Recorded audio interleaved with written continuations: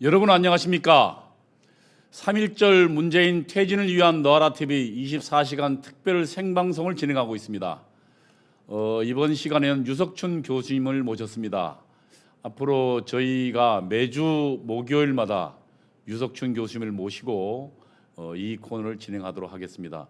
유석춘 교수님 여러분도 잘 알고 계시지만 연세대학교에서 사회학을 가르친 평생의 사회학을 가르친 교수님이셨고 특히 대한민국 역사 문제에 굉장한 전문가이십니다.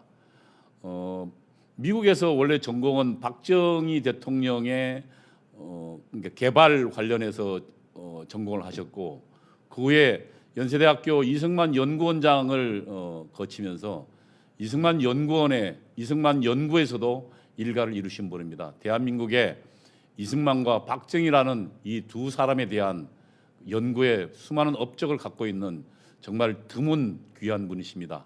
이승만 연구원장을 지내신 그런 유석춘 교수님입니다. 유석춘 교수님 모셨습니다. 안녕하세요. 네, 안녕하십니까. 안녕하세요. 예, 반갑습니다. 너무 과찬을 해주셔서 민망합니다. 별 말씀을 과찬이라뇨. 대한민국의 이승만과 박정희를 동시에 아는 사람 매우 드물지 않아요, 박사님, 교수님? 아니요, 매우 드물지 않은 게 아니라 온 국민이 다 알죠, 두 분을. 그런데 이제 좀 그 두 분에 관한 깊이 있는 연구를 동시에 하는 경우가 별로 없습니다. 어떻게 이제 그 학계 이렇게 분포를 보면은 이승만 전문가는 이승만 대통령에 관한 연구를 그렇죠. 주로 하고 또 이승만 대통령이 워낙 90평생을 살으셔서 독립운동 시기 전문가 또 집권 시기 전문가 6.25 전쟁 전문가 이렇게 분야가 좀 나눠져 있고 그러니까 통째로 공부하지는 않는다 이거죠. 통째로 공부하기가 어려워요. 힘들어요. 워낙 오래 사시고 한 일이 많아서 한 일이 많으시니까. 그거를 일일이 전문적으로 분석하려면은 굉장히 마이크를 좀 당겨주세요, 교수님. 굉장히 그 공부를 많이 해야 되는데 사실 힘들어요. 그러니까 이승만 대통령 초창기는 완전 조선 시대잖아요. 그렇죠. 이제 한문을 이제 전문으로 알아야 되는데 그렇죠. 묘한 게 학계에 한문을 잘 아는 사람과 영어를 잘하는 사람이 학계에 사실은 두 가지를 다 잘하는 사람이 별로 없어요. 한문 잘하는 사람은 옛날 고문서는 잘 봐요. 근데 영어 쪽으로 가면은 약하고. 까막눈이라고 표현하면 좀 지났지만 약해요. 저같이 영어 하는 사람들은 한문으로 가면 까막눈이에요. 이게 사실은 이승만 대통령은 한 분의 생애에 다 결합이 되어 있거든요. 그분이 또 한학에서도 아주 대가시잖아요. 그러니까. 어릴 때부터뿐 아니라 이제 평생 그 붓글씨도 잘 쓰시고 한문을 동서양 고전을 마스터한 분이잖아요. 마스터한 분이죠. 그러니까 이분을 공부하려면 따라가는 학자들이 힘들어요. 그러니까 이제 각 분야마다 6.25 전쟁 관련 부분은 예컨대 국방부 쪽에 관련된 그 연구를 하는 분들은 그쪽은 잘하는데 예컨대 이승만 대통령의 무슨 가계도나 태어난 그 족보 이런 거를 잘 모르고 또 나중에 그 독립운동 하느라고 막 제네바에 가고 미국에서 왔다 갔다 하면 전부 영어로 된 문서거든요. 그렇죠. 이게 힘들어요, 사실은. 똑같은 문제가 박정희 대통령도 비슷한. 그래요. 워낙 이분은 또 일어를 잘하시잖아요. 이런 말을 사실은 네이티브로 하는 분이거든요. 그렇죠. 일본 시대 그러니까 이제 일어를 또 공부해야 돼요. 박정희 대통령을 하려면 일어를 해야 되는데 저는 또 일어를 못 하거든요.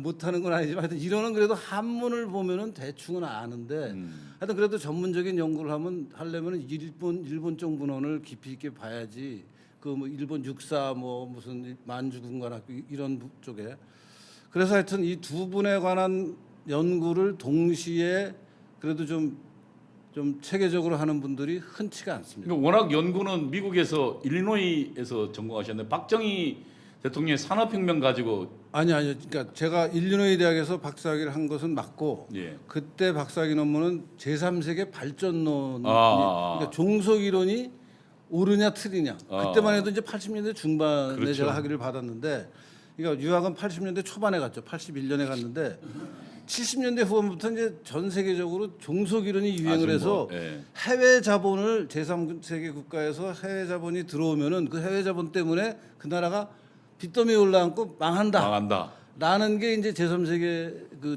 종속 이론을 제가 대학 들어갔을 때 맨 처음 배웠던 이론이죠. 그게 이제 대유행할 때입니다. 젊은 사람들 사이에서. 그래서 저도 그때 그런 풍조의 영향을 받아서 이제 미국에 유학 가면서 근데 이제 제가 갖고 있던 의문 중에 하나가 그런데 우리나라는 해외 자본, 외국 자본을 많이 차관 같은 거 많이 들여왔잖아요.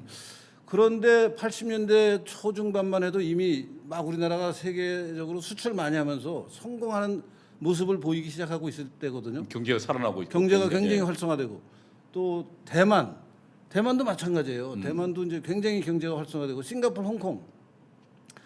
그러니까 제가 이제 대학 다니고 그 대학원에 박사과정 진학하는 결심을 할 때쯤이면은 야, 이 종속이론에서 외국 문호를 개방해서 선진 자본주의 경제의 자본이 들어와서 그 나라 경제를 종속시킨다고 지금 이론에서는 얘기하고 있는데 실제 우리나라 현실은 아닌 것 같아요. 기업이 막 엄청 발전을 하고 그렇지. 막 고용이 막 확대가 되고 막 눈에 보이잖아요. 수출이 막 늘어나고 막 이게 종속 이론이 맞으면 우리나라 망해야. 그때 아니, 당시 그리고 근로자들 삶도 그냥 피어나기 아니, 시작했잖아요. 월급이 막 올라가고. 예. 그러면 이게 종속 이론이 주로 분석한 대상인 남미에서는 실업자가 득식을 거리고 뭐 이런 이제 막 빚더미에 올라앉고 해야 되는데 그렇지. 나라가 너무 잘 되고 있는 네. 거예요. 국민도 잘 살고. 그래서 기본적인 질문이 박사과정을 이제 시작하면서 이 종속 이론이라는 게 어떤 경우에는 맞는 것 같고 우리나라 같은 경우에는 맞는 거 해당되지 않는 거 아니에요? 이거 잘못 얘기하는 거다 종속 이론이. 그러니까 종석이는 전체를 부인하지는 않고 아니 그러니까 이제 전체적으로 보면 또 종속 이론이 맞는 경우도 많아요. 외국 자본이 들어가서 뭐 아르헨티나니 칠레니 완전히 쫄딱 망하잖아요.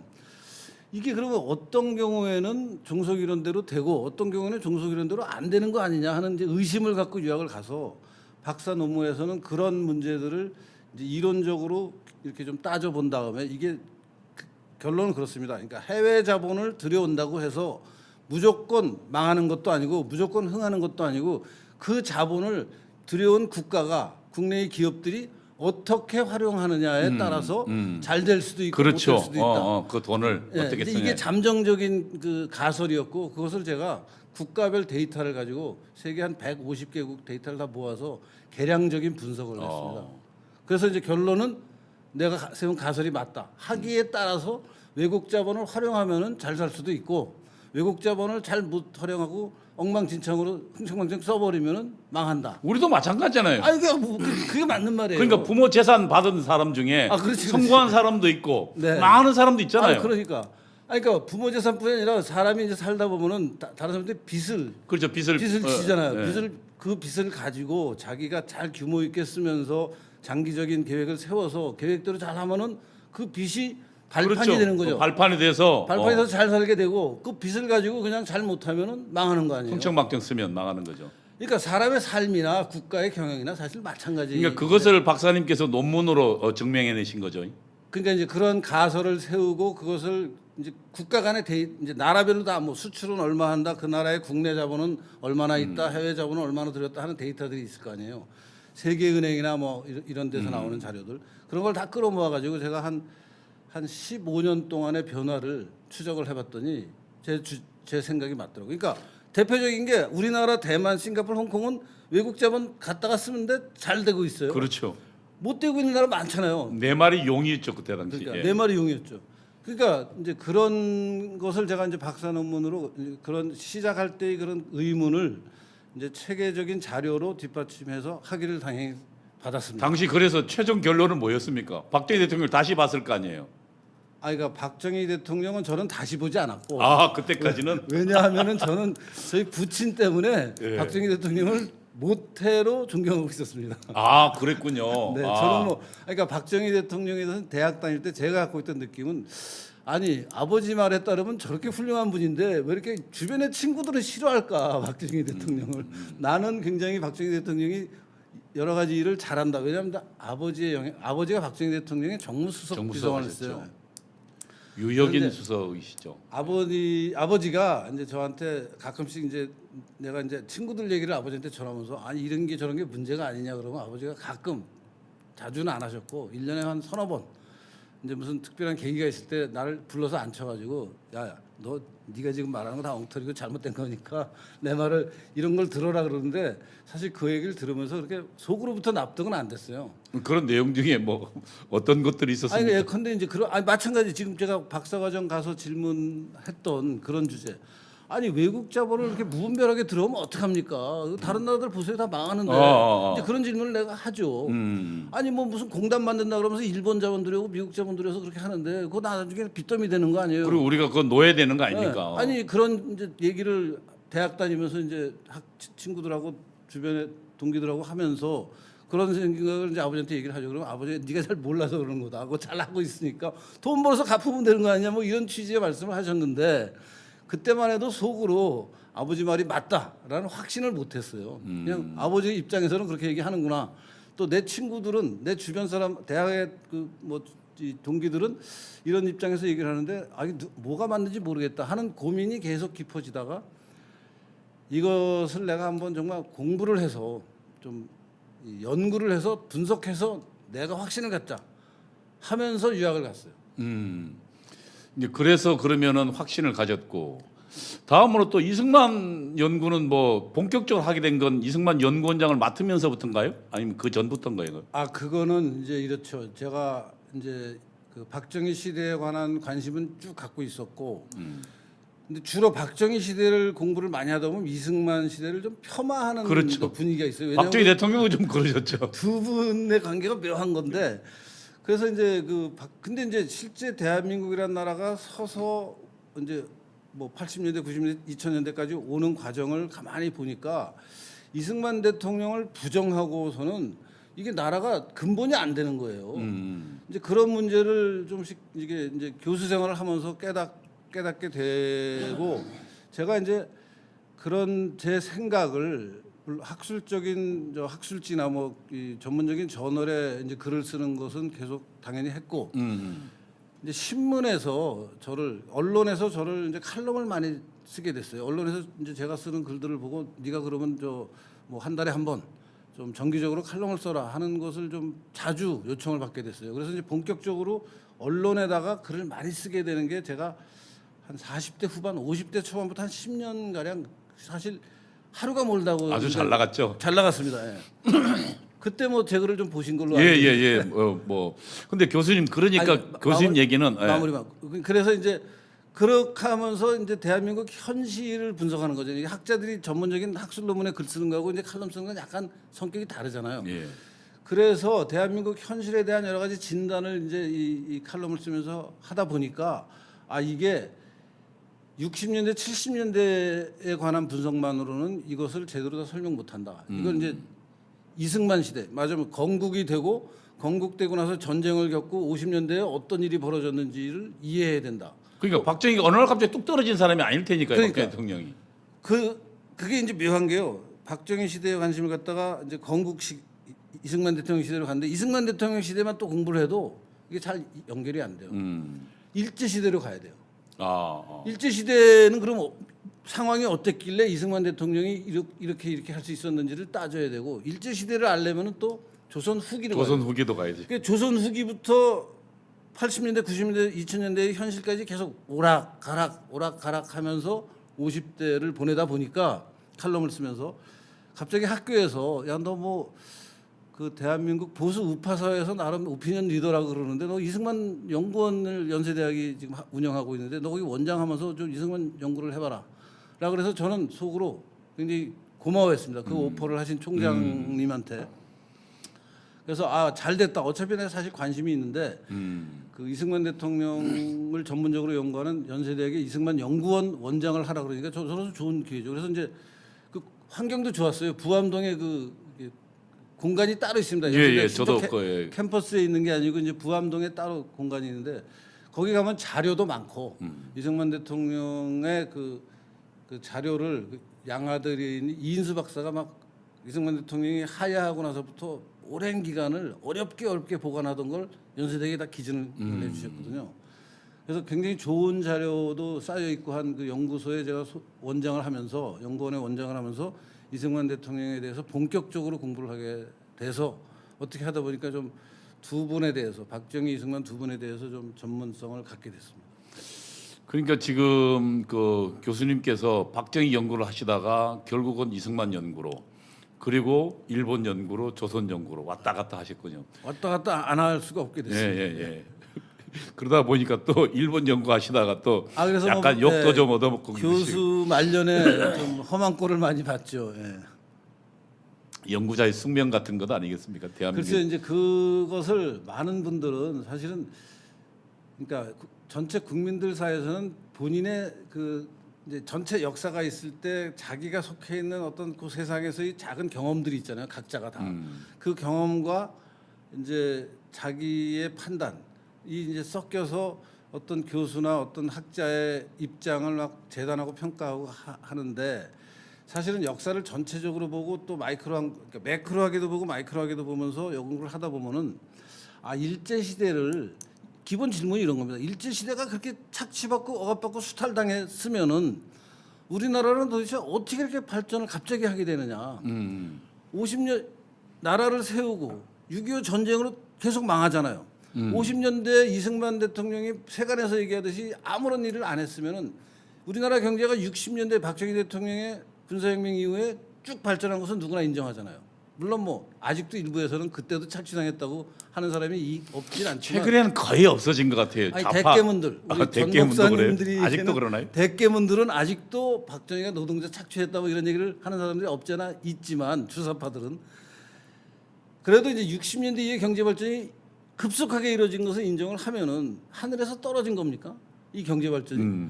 그러면 다른 사람들은 아무것도 안 하고 박정희 대통령이 혼자 우수해서 이것을 만들어냈습니까? 그러니까 완전히 망친 바닥에서는 아무것도 할 수 없잖아요. 그러니까 일제 때 수탈당하고 6.25 때 다 망가지고 이승만이 경제 망쳤는데 박정희가 혜성같이 나타나서 경제를 일으킨 거예요? 그렇게 해석할 수 없잖아요. 박정희 대통령이 훌륭하지만 그 훌륭한 배경에는 주어진 어떤 역사적 그 유산 중에 우리한테 긍정적인 요소들이 있겠죠. 사회 경제적 조건이 네, 찾아가는 거죠. 찾아갔더니 이승만 시대에는 이런 걸 박정희 시대의 도약을 위한 준비가 이승만 시대는 이런 게 돼 있었고 이승만 시대가 그렇게 나라를 세우는 그 어려운 그 공산주의 침략으로부터 나라를 세우는 어려운 걸 할 때는 일제 시대에는 또 어떤 배경이 있었게 됐고 일제 시대가 우리가 나라를 일본한테 딱 바치는 배경에는 조선 말에 엉망진창인 상황이 있었고 이런 것들이 다 연결이 돼 있는 겁니다. 그러니까 교수님이 그걸 연구하는 사이에 저도 사실은 같이 한국 역사를 볼 수밖에 없었고 제가 지금도 충격적이었던 것은 연세대학교 이승만 연구소에서 나온 이승만 연구라는 왜 굉장히 두꺼운 책 있지 않습니까? 네. 예, 그 책을 쭉 보다가 저는 깜짝 놀랐어요.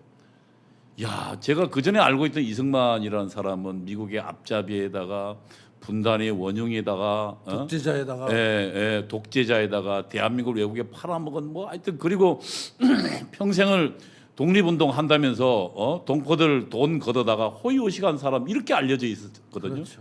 그러다가 그 책에 본 이승만은 완전히 다른 사람이었어요. 그래서 내가 깜짝 놀라서 제 친구에게 그 책을 이야기를 했더만은 제 친구가 저한테 한 20권을 주더라고요. 유광호 박사님. 유광호 박사가.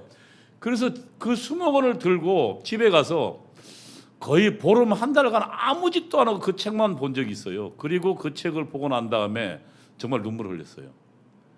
하늘이 이 척박한 나라에 이 이승만 같은 사람을 준비해 주셨구나라는 눈물을 흘린 적이 있는데 그 참 기억이 새롭습니다. 그게 지금 이승만 연구원이었는데 그렇죠. 교수님께서 이승만 연구원 가시면서 연구가 본격화되셨죠.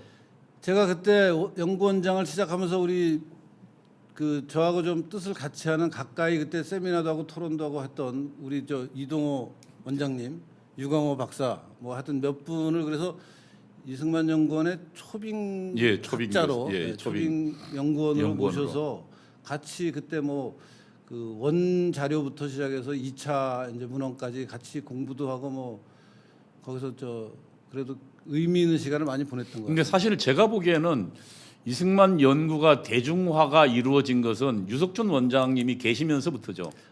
그 전까지만 해도 뭐 그렇게 얘기해 주시면 저로서는 고마운 일인데 사실은 이승만에 관한 연구는 유영익 교수라고 아니 그냥 그분이 시작했지만 굉장히 이제 전문적인 분야에서 전문적으로 연구를 하셨는데 대중화를 안 하고 계시죠. 그러니까요.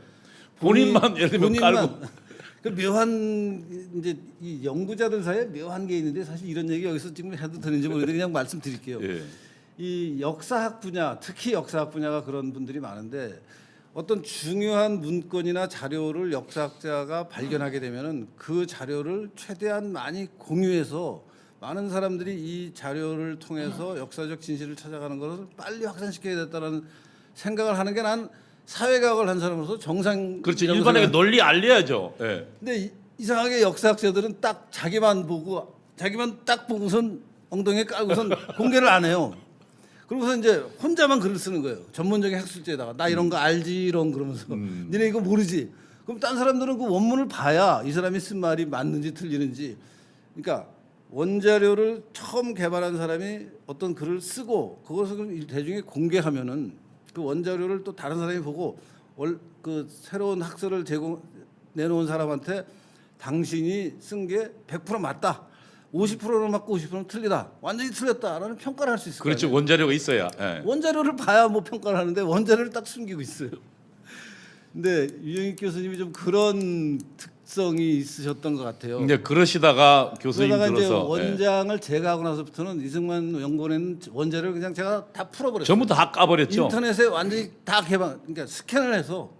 그러니까 이제 원자료가 보면은 보통 사람들이 보면은 읽을 수 없는 자료들이 많았어요. 뭐 그 옛날 투에 고에서부터 뭐 영어로 된 거 뭐 하여튼 뭐든지 그러면 뭐 일반 사람 중에 관심 있는 사람은 포함해서 전문적인 해외의 연구자까지 누구나 들어와서 사이트에서 그것을 다운받을 수 있게 공개를 다 했더니 이제 많은 사람들이 이제 쉽게 원자료를 접근할 수 있었고 제가 그때 원장을 하면서 이제 중요하게 생각했던 거는 전문적인 연구자들이 연구한 결과를 보통 분들이 쉽게 이해할 수 있는 말하자면 2차 가공 문헌을 만들자. 그래서 이제 이승만 바로 알기 뭐 이렇게 그렇죠. 이승만 대통령을 네, 시리즈. 이승만을 쉽게 알게 하는 문헌들을 많이 제가 그러니까 책들도 다 현대어로 만들어 가지고 고쳐서. 현대어로 만들고 이제 뭐 전문적인 연구를 안 하는 분들도 시간 내서 책만 읽으면 이해가 되는 그런 책들을 제가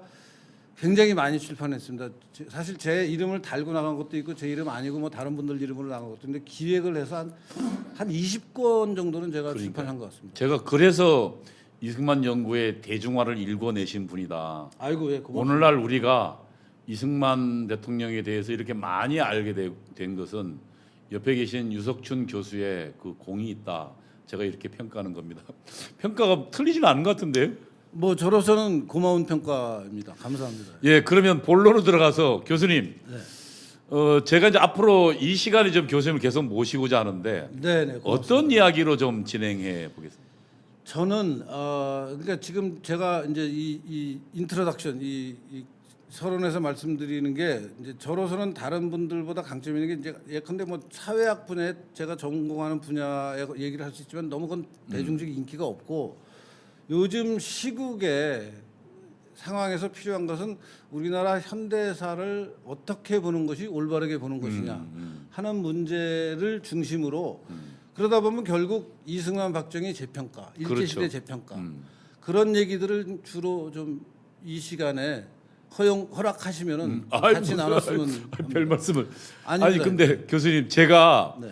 저도 뭐 같은 고민으로서는 사실은 이제 주사파 좌파였으니까 한국 역사를 다시 볼 수밖에 없었거든요. 그러면서 느꼈던 것 중에 하나가 이승만 박사를 보면서 야, 저 사람은 평생을 공산주의와 싸워왔다 라는 것을 느꼈어요. 그렇습니다. 예. 어떻게 생각하세요? 아니 그러니까 사실은 대한민국을 건국하는데 가장 결정적인 것은 공산주의 침략으로부터 우리나라를 지켜낸 겁니다. 그렇죠. 사람들이 근데 그것을 소홀히 하고 뭐 반공은 구시대의 유물이다, 뭐 반공은 꼴통 수구들이나 생각하는 거지. 이게 무슨 대단한 거냐? 사상의 자유, 학문의 자유를 보장하려면은 뭐 공산주의까지도 우리가 다 받아들여야 되는 거 아니냐는 얘기를 하는데, 그러니까 이념적으로 사상적으로 그걸 연구하고 사람들에게 그것을 공부할 기회를 주는 것까지는 저는 그것까지 막으면 안 된다고 생각하지만 공산주의적인 어떤 그 실체가 공산주의의 실체가 소련으로 구현이 되고 그 소련이 팽창적인 정책을 쳐서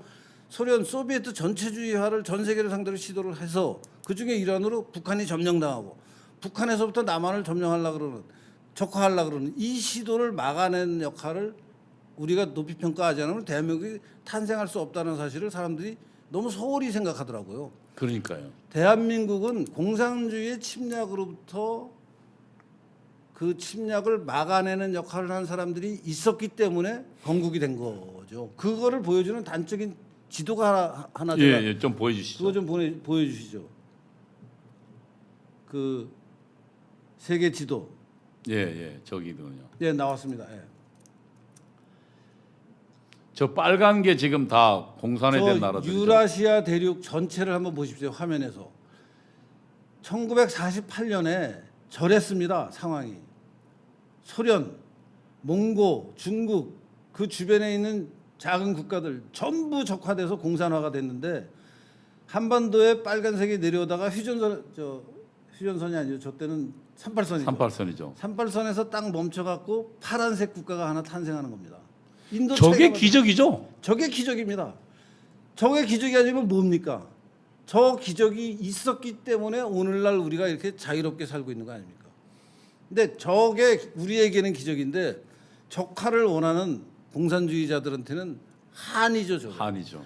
저때 적화를 했어야 되는데 이놈의 이승만이라는 이상한 사람 때문에 뭐 자기들 말로는 독재자 때문에 공산당이 적화를 못했다. 그러니까 공산당 입장에서는 공산주의자 입장에서는 이승만이 철천지 원수예요. 원수죠. 그러니까 철천지 원수니까 이승만이 아무리 잘한 게 있어도 아무리 잘한 것을 우리가 얘기해도 절대 인정 안 하고 독재자 무슨 뭐 하여튼 나쁜 용어를 다 갖다 붙여서 이승만을 욕하는 이유는 바로 저 지도가 대한민국의 오늘날의 현실부터 대한민국이 건국돼서부터 오늘날의 현실까지를 압축해서 보여주는 게 저 지도라고. 그러니까 저 지도 덕분에 그러니까 사실은 저 파란 한반도 남쪽에 저 파란 자유민주정을 택한 덕분에 우리는 지금 오늘 그럼요. 자유를 누리면서 축복의 세월을 살고 있는 거 아닙니까? 그렇습니다.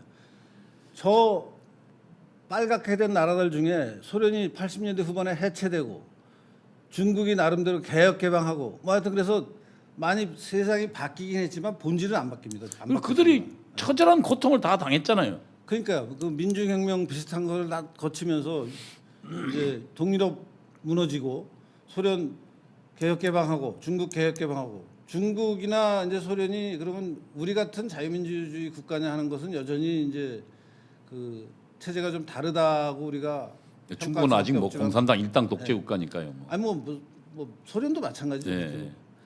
그렇지만 하여튼 외형은 많이 달라졌죠. 옛날에는 장막에 철의 장막, 죽의 장막을 쳐가지고 아무도 못 들여다보게 하면서 했는데 꼭 오늘날의 북한 같이 그러다가 이제 북한만 그런 상태로 남아 있고 중국이나 소련은 그나마 개혁 개방을 해서 약간 약간 외국 문물이 들어가고 뭐 물론 지금도 뭐 구글 이런 걸 차단을 하고 뭐 바이든가 그 중국 그것만 하게 하고 그런 여러 가지 문제가 있지만 그런데 그 와중에 북한은 아예 외부 세계하고 단절하고 아직도 저러고 있는 그 중에 그런 역사가 한 70년 80년 계속되면서 지금 대한민국은 세계로 뻗어나가서 세계 10위권 국가가 됐죠. 10위에서 한 15위 사이에.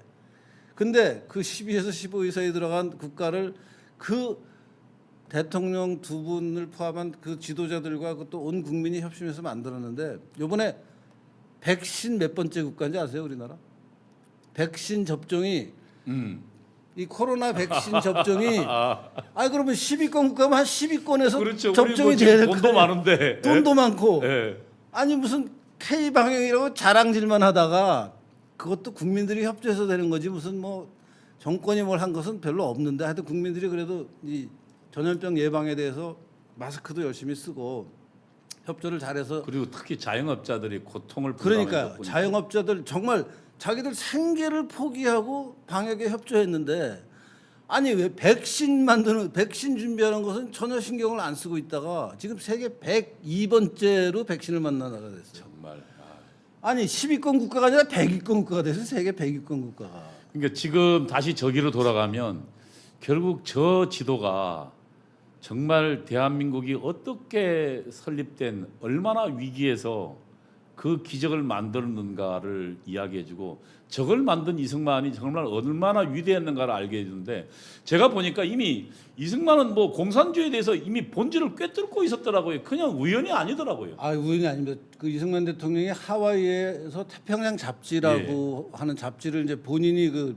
뭐 일종의 편집장 같은 역할을 하면서 출판도 했고 했는데 1923년으로 제가 기억하는데요. 23년인가요? 네, 1923년이니까 아니야 21년입니다. 21년인가 예, 보네. 예, 예. 17년에 볼셰비키 혁명이 볼셰비키 일어났고. 혁명이 1917년 예. 러시아에서 성공하고 공산주의가 소련의 현실 권력을 잡고 세계의 공산주의를 퍼뜨리는 작업을 하고 그 당시 온통 지식인들이 공산주의 그렇죠. 찬양하고 일색이 있었죠. 당대 유럽의 지식인들은 이 공산주의라는 새로운 사조가 인류를 구원할 새로운 이데올로기인가 보다 그러고 환호할 때 이승만 대통령이 1921년이 맞는 것 같습니다. 4년 후에 예. 그 공산당의 당부당, 공산당이 옳고 그른 것은 무엇이냐 하는 것을 정리한 문헌이 있는데 네. 그 문헌을 보면은 지금 우리가 공산주의를 평가하는 것하고 다를 게 하나도 없어요. 아주 엑셀런트 하더라고요. 제가 보니까. 딱 100년 전에 쓰신 거예요. 예, 예.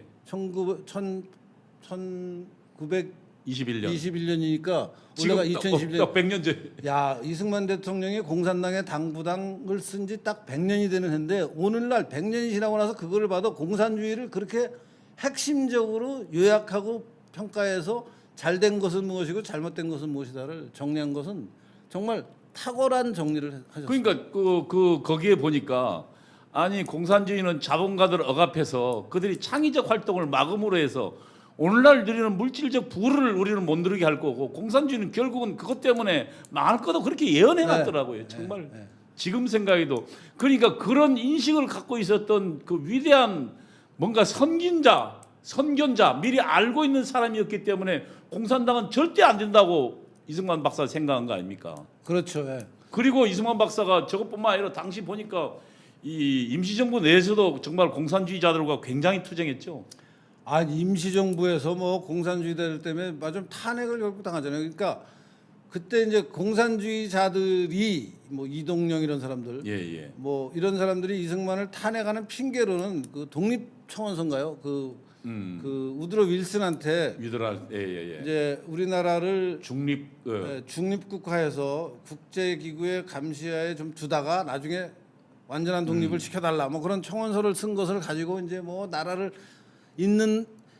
팔아먹었다. 맞으면 이완용은 있는 나라를 팔아먹었는데 이승만은 있지도 않은 앞으로 생길 나라를 미리 팔아먹었다라는 식으로 뭐 신채호 이런 사람들이 막 엄청 비판을 했는데 결국 그 임시정부 안에서의 이승만을 대통령으로 뽑은 3.1운동 직후의 임시정부, 해외에 있는 임시정부 전체가 통합된 상해 임시정부에서 이승만을 결국 나중에 대통령직에서 탄핵하잖아요. 그 탄핵하는 갈등의 기본 구조는 공산주의자들과의 싸움이죠. 예. 그 공산주의자들이 싸우면서 이제 핑계를 걔들은 소련한테 돈도 받았더라고요. 예, 소련한테 그 엄청난 돈을 받았는데 또 중간에 삥땅을 해가지고 뭐 난리 법석을 그리고 그 돈 가지고 이승만 공격하고 김립인가 뭐 하여튼 소련 그 공산당으로부터 이제 소련 공산당 입장에서 얼마나 기특하겠어요. 나라도 세우지 않은 나라에 뭐 일부 사람들이 공산주의 공부한다고 소련에 와가지고 왔다 갔다 하다가 아니 우리가 공산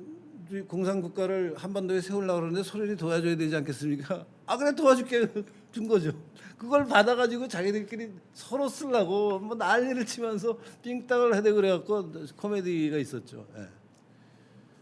예. 그러니까 지금 그게 축복이고 그러면은 지금 앞으로 지금 뭐 교수님께서 우선 이승만 얘기를 하다가 그 다음에 공산주의자 투쟁에서 이승만 이야기 그다음에 박정희 이야기를 하게 될 건데 오늘은 그러면 뭐 개론적인 이야기를 하신다 그런데 어떤 이야기들을 오늘은 그래서 제가 뭐 어떤 특정한 주제를 하나 가지고 좀 구체적인 얘기를 하는 것은 너무 이른 것 같고 어떤 시청자분들하고 좀 이렇게 친밀하게 소통하는 기회로 삼기 위해서 그 전문적인 연구 결과를 소개하는 것보다는 대중적으로 이승만을 알리는 그 이승만과 박정희 두 분을 알리는 인터넷 사이트들 유튜브 사이트들이 어떤 게 있는지를 좀 소개를 해드릴까 합니다. 그래서 가장 먼저는 우선 이 너아라 TV에서 가장 중요한 인물 우리 정광훈 목사님. 네, 정광훈 목사님. 정광훈 목사님이 쓰신 이승만의 분노라는 책이 있습니다. 이 너아라 TV 시청자분들이라면은 사실은 이 책을 한 권씩 다 사서 한 번씩 읽어보셔야 됩니다. 그리고 맞습니다. 굉장히 쉽게 써 있고 이승만 대통령의 그 분노라는 게 뭐냐면요. 이승만 대통령이 뭔가 뜻을 세우고 좀 세상 일을 해보려 그러니까 이놈의 나라가 너무나 가난하다. 가난한 그러니까 거에- 조선에 대한 분노였고 공산주의에 대한 분노였죠. 예. 그러니까 이 분노라는 게 뭐냐면요, 이 조선이라는 나라의 현실이 너무나 말도 안 되는 이 분노를 느끼는 게 막 찢어지게 가난하고 막 그 봉건적인 그 관습에 그냥 찌들어 있고 그뿐만 아니라 당시 그 조선의 양반들이나 관료들의 네. 그 가렴 주고 가렴 주고. 예. 그러니까 그런 현실에 분노하는 내용. 그 다음에는 이제 일본에 대한 분노. 예. 그 다음에는 그러니까 사람들은 이승만 대통령이 미국의 앞잡이다 이런 식으로 얘기하는데 사실은 이제 정광훈 목사님이 쓴 저 책을 보면 미국에 대해서 엄청나게 분노합니다. 그러니까 분노의 한 줄기가 이승만이 미국에 대해서 갖고 있는 분노예요. 미국이 우리나라를 1882년에 한미수호 통선条約을 해놓고 그렇죠. 왜 일본이 침략하는데 니네 한미수호 통상조약이라는 게 뭐냐면 수호라는 게 요새로 치면은 군사조약인 거예요. 그렇죠. 그러니까 지켜주기를 한 네, 조항이죠. 수호 통상조약의 수호는 서로 지켜주는 거고 통상은 서로 교류하는 거예요. 교육하는 거죠. 그러니까 일본이 우리를 침략했는데 니네 1882년에 약속을 해놓고 왜 1910년에 일본이 우리나라 먹어가는 거를 니네 지키지 않았냐? 에서부터 이승만 대통령의 독립운동이 시작이 돼요. 이승만 박사가 미국에서 미국 국민들을 향한 연설의 거의 대부분이 저 이야기로 시작하죠. 야, 참. 이 미국에서 한 35년을 이제 독립운동을 하면서 곳곳에 가서 뭐 교회면 교회, 대학이면 대학, 언론사 인터뷰면 언론사 인터뷰, 교민사회면 교민사회 가서 일본이 우리를 침략하는데 미국이 이미 그 전에 훨씬 전에 1882년에 그러니까 일본이 우리를 침략하기 한 30년 전에 그렇죠. 우리랑 조선이랑 수호 통상을 서로 맺어서 지켜주기로 해놓고 니네 약속을 안 지켰다. 니네 어떻게 세계를 리드하는 국가의 양심적 지식인, 양심적 그 국민들이 어떻게 이렇게 약속을 헌신자까지 버리느냐 이런 걸로 이제 시작을 하죠. 연설을. 그러니까 정광훈 목사님 만든 그 책은 정말 이승만이라는 사람의 본질을 꿰뚫고 있는 책이네. 그러니까 이승만을 참 미국의 앞잡이라고 얘기하는 이제 그 대깨문들의 얘기에 정면으로 이제 반박하는 거고 그 근거를 보면 그래갖고 뭐 6.25 전쟁 과정이나 그 건국 과정에 뭐 하지랑 갈등하고 왜 미군정이랑 갈등하고 그래서 그러잖아요. 계속 갈등. 그런 갈등을 쭉 연결해서 보면 이승만의 분노라고 하기에 충분해요. 미군이 감금하려고 그랬지. 감금도 했죠. 하여튼 그런 얘기들을 굉장히 쉽게 또 이 뭐라 그럽니까 그 사진 이런 것도 많이 쓰시면서 그거 좀 올려주시죠. 우리 그 너하라 TV 시청자 여러분. 이승만의 분노. 이승만의 분노. 저 예. 책은 좀 그 우리 시청자분들이 정말 이 교보문고에 저 평가도 아주 좋네요. 하트가 4개나 있네. 그러네요. 비싸지도 않습니다. 좀 한 권씩 사서 공부들 하시면은 좋을 것 같고요. 굉장히 알기 쉽게. 안 그러면 사서 자녀에게 좀 선물해서. 그렇죠. 예. 뭐 우리 대학생, 중고등학생 자녀들한테. 예. 그리고요. 그다음에 이제 이승만 학당이라고 있습니다. 이승만 학당 저 홈페이지랑 유튜브 좀. 네. 이승만 학당 이게 지금 화면에 나가고 있나요? 아니 지금 네, 이제 저 이승만 학당이라는 사이트가 있는데 저 사이트는 왜 아시죠? 이영훈 교수님. 서울대 경제학과에서 정년을 하신 이영훈 교수님이 이제 이영훈 교수님도 사실은 이승만을 모르던 분이었죠. 그렇죠. 경제학 전공. 경제사로 조선 후기 전기 뭐 이렇게 농업 경제 이런 걸 하고 뭐 그 옛날에 주호 협호 그래서 뭐 그 말하자면 농촌의 그 정치 경제가 바닥에서 어떤 상황이었냐 하는 걸 전공으로 하시다가 일제 시대에 관한 연구로 연결이 되다가 드디어 이제 이승만을 모르고서는 우리나라 역사를 제대로 알 수가 없다라는 걸 저같이 뒤늦게 깨달으시고. 저분은 한학에 또 아주 능통하시죠. 한학 엄청 예. 한문을 엄청 잘하시죠. 그래서 이제 이영훈 교수님이 이제 저같이 그분은 조선 시대로 시작해서 내려오셨고 저는 박정희 시대에서 올라가셨고 그래서 만나서 이제 이영훈 교수 글을 제가 사실 많이 읽었습니다. 이영훈 교수님이 사실 주목할 만한 학술적으로 주목할 만한 글을 엄청 전문적인 학술지에 많이 발표하셨을 때 저는 그때부터 이제 이영훈 교수를 좀 주목을 해서 글이 나오면은 이제 읽고 했는데 나중에 결국 이제 이영훈 교수님은 저 이승만 학당이라는 걸 지금 운영을 하시면서 이승만이라는 사람을 대중적으로 알리는데 굉장히 애를 쓰고 계시는데 지금 화면에 보이는 저 화면이 어디 갔나요? 예. 보면 저 램지어 교수가 얼마 전에 하버드에서 이제 하버드 대학 교수님인데 그 일제 시대에 있었던 그 위안부가 계약의 그 형태로 충원이 된 것이다라는 취지의 논문을 발표한 것을 이제 우리나라 언론이 지금 엄청 그 뭐 엉터리다 그러면서 이제 난리를 치면서 욕을 하고 있는데 근데 정확하게 학문적 반박은 없더라고요. 아예 인신공격밖에 없습니다. 그러니까 무슨 예를 들면 거기 엉터리라면 이러이러한 근거에 따르면 이거는 엉터리지 않냐라고 반박해야 되잖아요. 인신공격이에요. 램지어가 일본에서 뭐 어린 시절을 살았다, 뭐 일본의 미쓰비시라는 석좌 교수다. 그러니까 이건 일본 우익의 앞잡이다. 이런 식의 비난밖에 없어요. 제대로 된 비난 없어요. 선전선동론에 뭐가 있냐면 저런 것들이 오면 그 내용 가지고 반박할 자료가 없으면 그 사람을 비판하라고. 그러니까 생각해요. 메시지가 불편하면은 메시지 공격보다 메신저로 공격하는 거예요. 메시지를 만들어내는 그 사람을 타겠는데 전형적인 그 이게 근데 사실은 저 글은 학술 저널에 실린 전문적인 학술 논문이에요.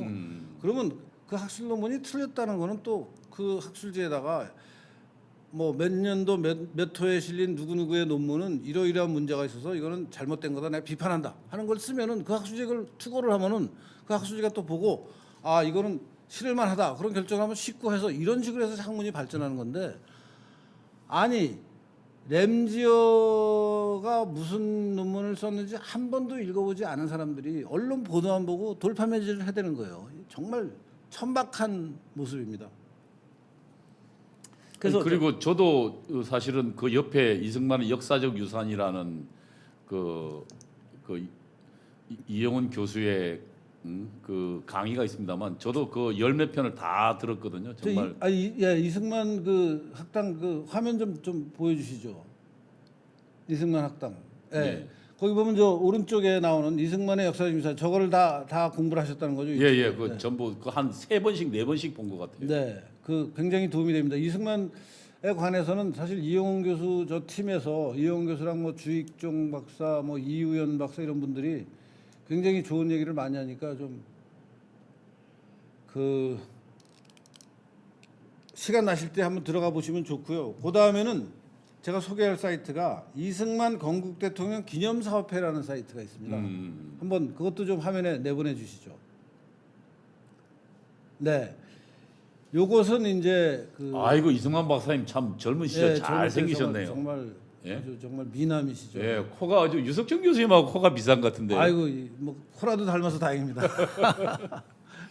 이승만 대통령을 공식적으로 기념하는 사이트입니다. 그러니까 여기는 이제 좀 그 우리 사회에 좀 저명한 분들이 이사로 들어가서 여러 가지 기념사업회도 하고 그 대통령을 기리는 여러 가지 활동을 하는데 이승만 대통령을 이제 폄하하는 사회 분위기가 계속되니까 이 단체는 요새 자금이 좀 부족합니다.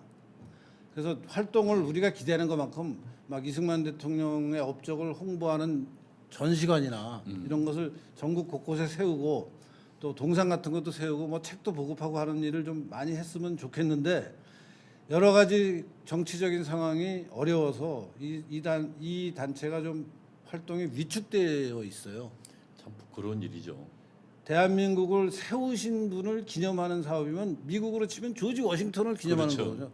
당연히 전국적으로 활성화되는데 지금 위안부 소녀상은 전국 곳곳에 200몇 개가 서 있는데 이승만 대통령 동상은 서 있는 곳이 몇 군데 없습니다.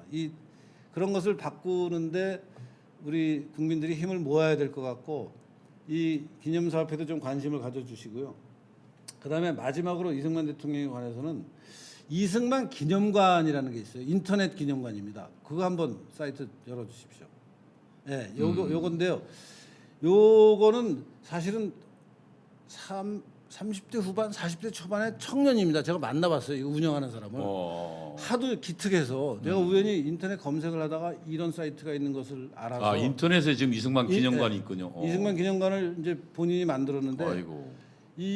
그래서 이제 그 연락처를 확인해 갖고 만나서 제가 점심을 한번 같이 먹으면서 이제 여러 가지 얘기를 했는데 이 청년은 이승만에 관한 전문적인 연구를 한 분은 아니에요. 그렇지만 이제 청년으로서 우리나라 역사를 공부하다가 이승만 대통령이 너무나 중요하다는 걸 깨닫고 이걸 내가 알게 된 이 과정을 그러면 우리 동료들인 우리 젊은 사람들이 좀 많이 알게 하자라는 어떤 그 동기로 인터넷을 잘 하나 봐요. 그래서 인터넷에 그걸 구현을 해서 그걸 좀 버튼을 좀 이거저거 눌러 주시죠.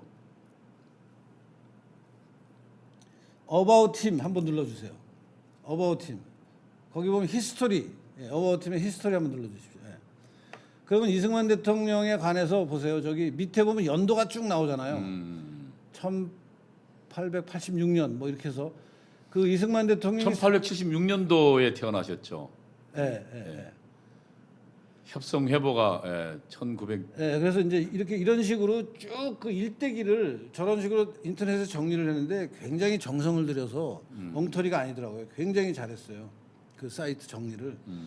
그래서 제 생각에는 뭐 이런저런 전문적인 책을 구해서 공부하시는 것도 좋은 방법이지만 그거 하시기 전에 우리 시청자들이 저런 사이트에 들어가서 저 이렇게 한번 쭉 스캔을 하면은 아 이승만 대통령을 이 전체적으로는 이런 삶을 살았구나 하는 것을 굉장히 잘 보여주게 지금 자료가 되어 있습니다. 그 어바웃 팀 말고도 뭐 아카이브 한번 들어가 보시죠. 아카이브. 그 옆에 거기 보면은 이승만 대통령 저서 기록관의 저서로 가보세요. 거기 보면 이승만 대통령이 직접 쓴 게 오늘날 어떤 책들로 나타나고 있는지 쭉 나오거든요. 저 재팬 인사이드아웃 저 무지 유명한 책이죠. 독립정신도 제가 보니까 20대에 쓴 책인데 정말 그렇죠. 독립정신. 뭐 세계사를 꽤 들어보고 있더라고요, 사상을. 참. 그거보다 하나 밑으로 좀 내려가 보시죠. 거기 보면 청일전기라는 책도 이승만 대통령이 썼는데 저 책은 제가 만든 책입니다. 그다음에 뭐 그 이승만 대통령의 그 가운데 있는 전시 중립론은 이승만 대통령이 박사 논문으로 쓴 것을 번역한 것이고. 그건 원래 그 원래 명칭은 그 뉴트럴리티 에즈 인플루언스도 뭐 바이 US. 바이 US잖아요. 미국 영향하의 중립. 근데 그걸 전시 중립론으로 해놨나요? 그게 이제 전쟁 때 얘기예요. 전쟁 때 얘기죠. 그러니까 이제 전체적으로 이승만 대통령의 박사 논문은 전쟁의 당사자 두 나라가 있을 거 아니에요. 전쟁을 하는. 예컨대 영국하고 독일이 전쟁을 하고 있어요. 그러면 미국은 제3국이잖아요. 그렇죠. 이 미국의 제3국이 영국이랑 교역해서 영국의 그 물자에 도움이 돼서 영국이 전력이 강화돼서 독일을 공격하는 것을 독일이 걱정할 거 아니에요. 그러니까 독일이 그래서 미국 배를 영국과는 미국 배를 쏴버려요.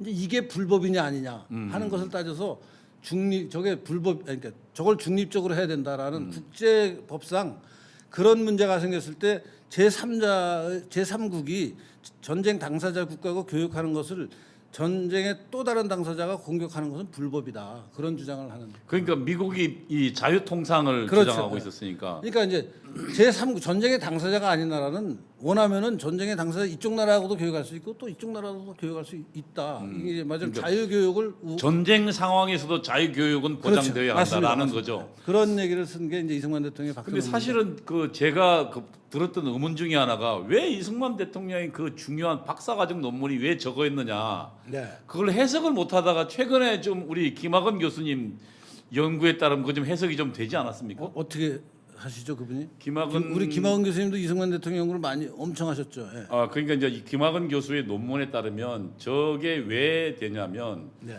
결국 이승만 박사가 식민지의 나라에 있었잖아요. 네. 그러면 영구 평화는 어떻게 이루어질 것이냐. 그러니까 지금 당시 제국주의 나라는 식민지는 그 나라를 침략하는 거잖아요. 그렇죠. 그래서 복속시키는 거잖아요. 네. 근데 만약에 통상이 이루어지면 자유통상이 이루어지면 그 나라는 있어져야 한다는 거죠. 그리고 그렇죠. 그래서 자유통상이 그러면 서로 네. 그 나라에 있는 것을 내가 가져오고 내 물건을 팔면서 그 나라 두 나라가 서로 윈윈하고 평화가 이루어진다는 거예요. 그렇죠.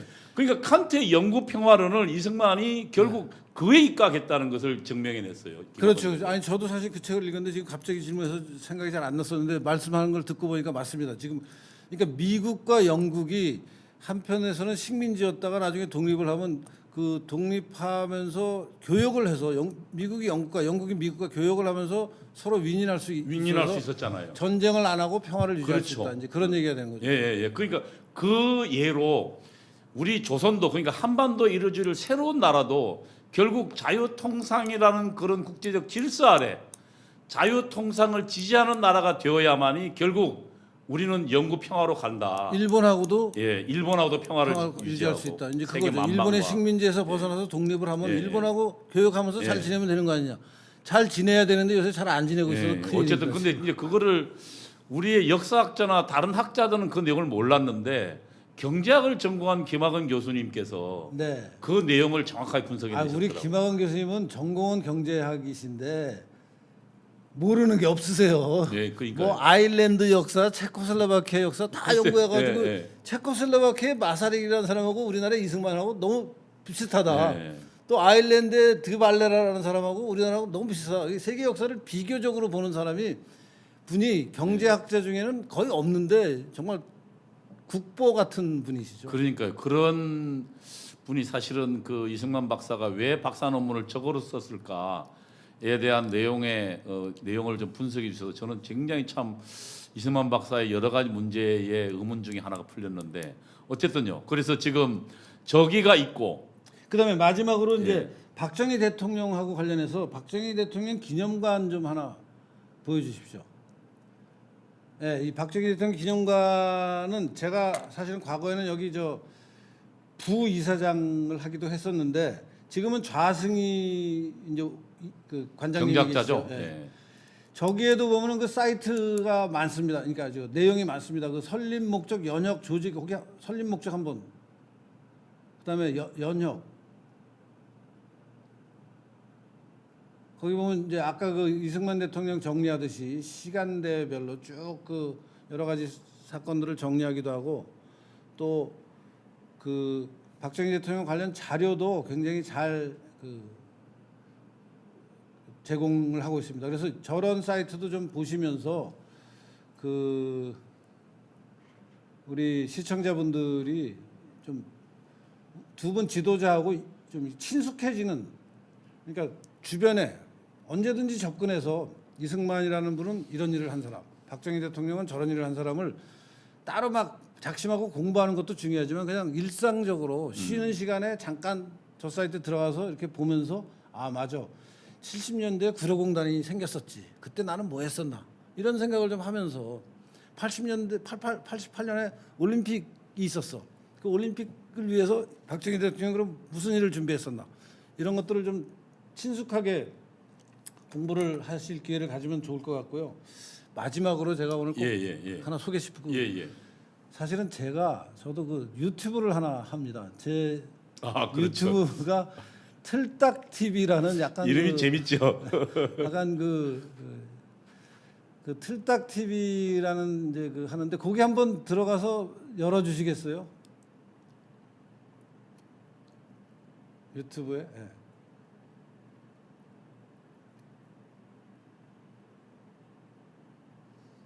이름이 재밌네요. 틀딱.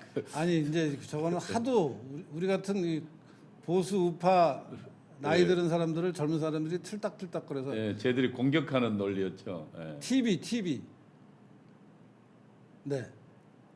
네네 그걸 눌러주세요. 저런 저 화면을 좀 보여주시죠. 예, 지금 잠깐만요. 예, 떴습니다. 예.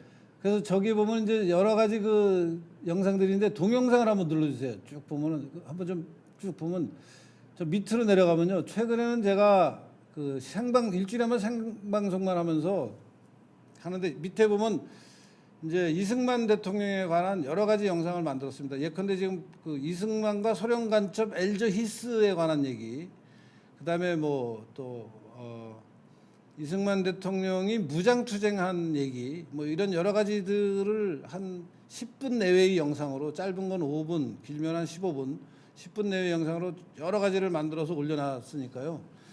우리 시청자 여러분들 시간 나실 때 이 사이트도 좀 방문해서 좀 저하고 친숙해지시면 감사하겠습니다. 유석춘의 틀딱 TV입니다. 네, 일부러 제가 하도 그 젊은 사람들이 노인들을 비하 당하려고 이름을 붙였습니다. 예. 오늘 어떠셨습니까, 여러분?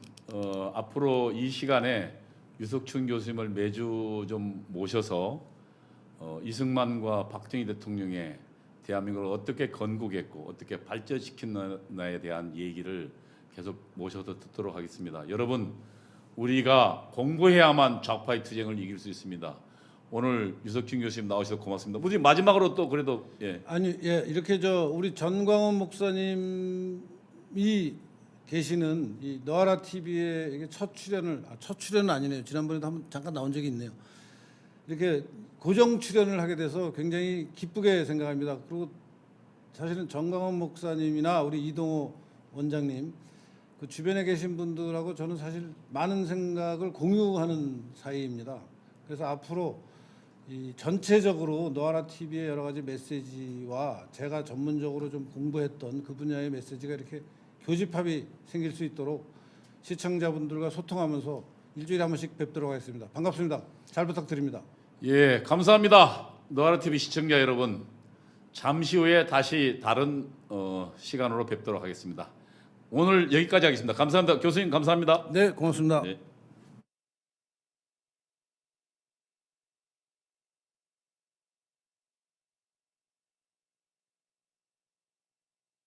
자유민주주의, 자유시장경제.